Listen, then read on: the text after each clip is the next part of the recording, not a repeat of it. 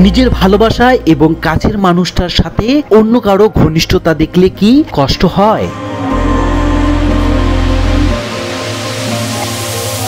এই সমাজে মধু খাওয়ার লোকের অভাব নেই, কিন্তু আপনাকে ভালোবেসে আগলে রাখবে এমন লোকের বড়ই অভাব। এজন্যই বলে কোনো কিছু করার আগে ভেবে নিও, করার পরে ভাবতে যেও না। টাকা পয়সায় সুখ হয় না, মানুষ সুখী হতে দরকার একজন বিশ্বস্ত সঙ্গী।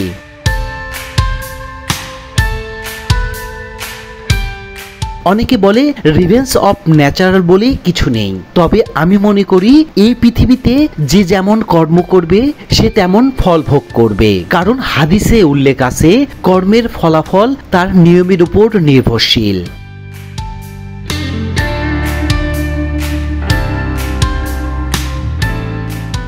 হঠাৎ করেই দেখলাম মিথিলার জামাই সিজিত একটা মেয়ের সাথে ছবি ভাইরাল হয়েছে। অনেকেই বলছে মিথিলাকে বাদ দিয়ে সিজিত এই সুস্মিতাকেই ধরেছে। মিথিলার জীবনে কোনো কিছুই অপূর্ণতা ছিল না। সে জীবনে যা যা করেছে তা অনেকের কাছে স্বপ্ন।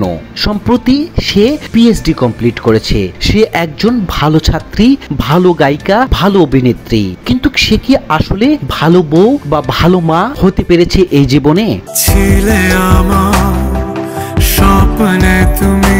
তাওসান মিথিলার জুটি ছিল সবার কাছে ফেভারিট, কিন্তু যখন মিথিলার কিছু ছবি ভাইরাল হলো হতাশ সবাই। ভাবতে পারেননি নেটিজেনরা মিথিলা এমন করতে পারে। পরকীয়া একটা ভাইরাস এই সমাজের জন্য। যে পরকীয়া করে সে তার চোখে রঙিন চশমা পরে ঘুরে বেড়ায়, কিন্তু এই রঙিন চশমা ভেঙে পড়তে সময় লাগে মাত্র 3 থেকে 4 মাস। ততদিনে দেখবেন আপনার মধু খেয়ে উড়াল দিয়েছে আপনার স্বপ্নের মানুষ। দিন শেষে আপনি নিঃস্ব এবং বিশ্বাসঘাতক বানিয়ে দিয়েছে সবাই।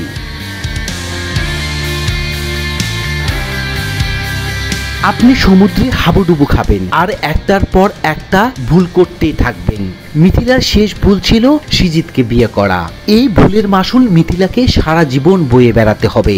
মিথিলা ভেবেছিলেন সে সুন্দরী, অনেক গুণে গুণান্বিত, সে সাবলীল, কিন্তু আজকে দেখবেন তার পাশে কেউ নেই। দিন শেষে সে একা, বড্ড একা। মানুষ সঙ্গী ছাড়া বাঁচে না, এটা বাস্তবতা।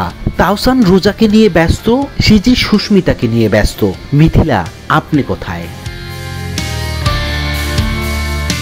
তো ভিউয়ার্স, আপনার কাছে কি মনে হয় মিথিলার জীবনে কি সবই ভুল ছিল নাকি ঠিক? তা অবশ্যই জানাবেন ভিডিওর কমেন্ট বক্সে, এবং আমাদের সঙ্গে থাকতে অবশ্যই চ্যানেলটি সাবস্ক্রাইব করুন।